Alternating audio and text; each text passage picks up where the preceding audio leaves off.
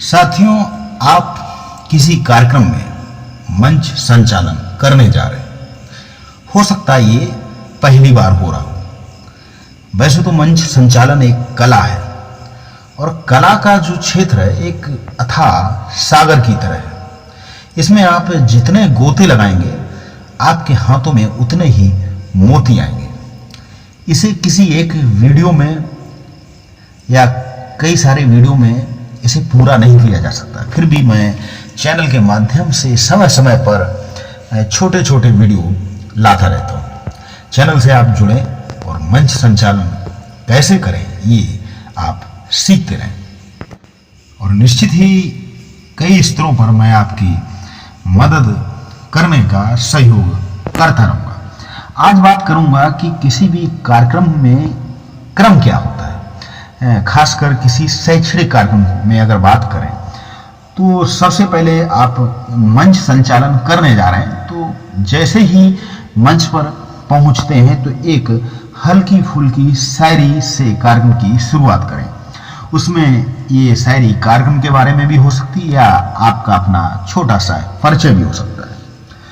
इसके बाद अतिथि शायरी यानी कि स्वागत शायरी अतिथि के लिए भी या फिर दर्शक जो दीर्घा में लोग बैठे हैं उनके स्वागत में आप एक शायरी बोल सकते हैं। और उसके बाद कार्यक्रम की एक औपचारिक शुरुआत हो जाती है। किसी भी शैक्षणिक कार्यक्रम की शुरुआत सरस्वती वंदना से होती है।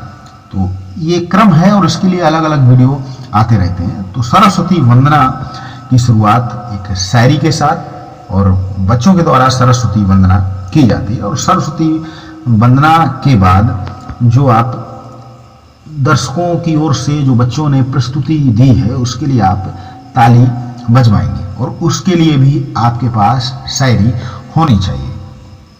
चैनल पर कई सारी शायरी अपलोड की जा चुकी है। और ताली शायरी के बाद जो क्रम रहेगा, और हाँ, सरस्वती वंदना से पहले दीप प्रज्वलन का कार्यक्रम रहता है और उससे भी संबंधित आपके पास शायरी होनी चाहिए। इतना सब होने के बाद एक कार्यक्रम की औपचारिक शुरुआत हो जाती है और कार्यक्रम आगे बढ़ जाता है। इसके साथ पूरे कार्यक्रम में बीच बीच में आपके पास मोटिवेशनल शायरी की अलग फहरिस्त होनी चाहिए। आपके पास उसका संकलन होना चाहिए। अब उसके बाद बात करेंगे कार्यक्रम की शुरुआत कैसे करते हैं। साथ ही जो कार्यक्रम होना है तो जो कार्यक्रम का प्रोटोकॉल है, कार्यक्रम का जो क्रम है वो आप एक लिस्ट आप उसकी जीरोक्स अपने पास से रखें या आप खुद से अपनी एक लिस्ट तैयार कर लें। और जो प्रस्तुतियां होनी हैं उसकी भी जानकारी वो तैयारी है भी कि नहीं। यदि तैयारी नहीं है तो अगला कार्यक्रम क्या है उसकी भी, अगर कोई कार्यक्रम ड्रॉप होता है तो आप अगला कार्यक्रम करा सकें। दूसरी बात, जो भी कार्यक्रम हो तो हर प्रस्तुति किस संबंध में होनी है उसके बारे में पहले बोलें और प्रस्तुति होने के बाद भी आप उसके बारे में बोलें और लोगों से तालियां बजवाएं, जिससे कि एक तारतम्य बना रहे।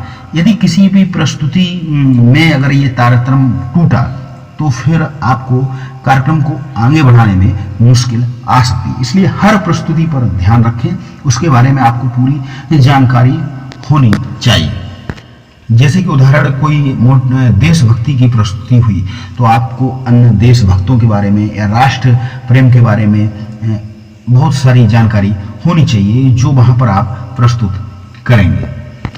इसके साथ ही कोई नाटक प्रस्तुत किया जा रहा है जैसे कि बालिका शिक्षा, नारी शक्ति या देश प्रेम से संबंधित, तो उसके बारे में भी आपको जानकारी होनी चाहिए। तो यदि आपके पास पहले से ही लिस्ट होगी या हो सकता है आप 2-3 दिन पहले से ही लिस्ट प्राप्त कर लें कार्यक्रम की, तो आप उसके लिए पूरी तैयारी कर सकते हैं। तो साथियों, मंच संचालन से जुड़ी हुई बहुत सी छोटी छोटी बातें होती हैं जिनको हमें ध्यान रखना होता है और ऐसी ही जानकारी प्राप्त करते रहेंगे। फिर मिलूंगा अगले वीडियो के साथ। तब तक के लिए आप सभी को नमस्कार।